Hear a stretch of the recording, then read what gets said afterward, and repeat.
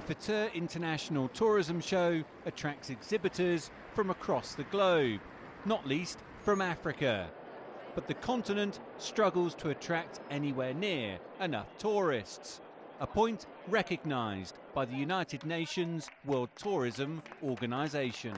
Africa represents 5.5% to 6% of world tourism in the market share, which is way below what Africa deserves in terms of potentials.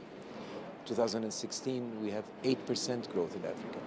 So yes, the market share is small now, but the rates of growth are indicating that Africa will catch up within the 10 to 15 years and take its proper role. Africa is already preparing for that growth. A dozen of the continent's tourism ministers attended the latest edition of Investor, a platform that seeks to attract greater international tourism investment. China has led the way in terms of investment into Africa, and that trend is now expected to continue with tourism. Up to now, the presence of Chinese investment probably is more in the area of general sectors like infrastructure, the roads, the telecommunication, but not yet in a big way when it comes to tourism sector. And Chinese, we're talking about annual figure of 122 million Chinese travelers going abroad to the rest of the world. And certainly Africa is on the agenda.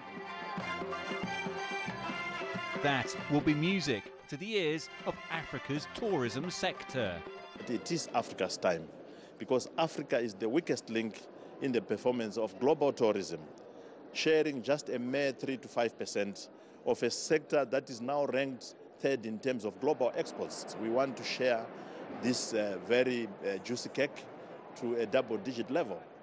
The potential for tourism growth across Africa is clear, but some of the delegates here are warning against the dangers of chasing the quick tourism buck and are calling on the continent to rather focus on long-term sustainable options.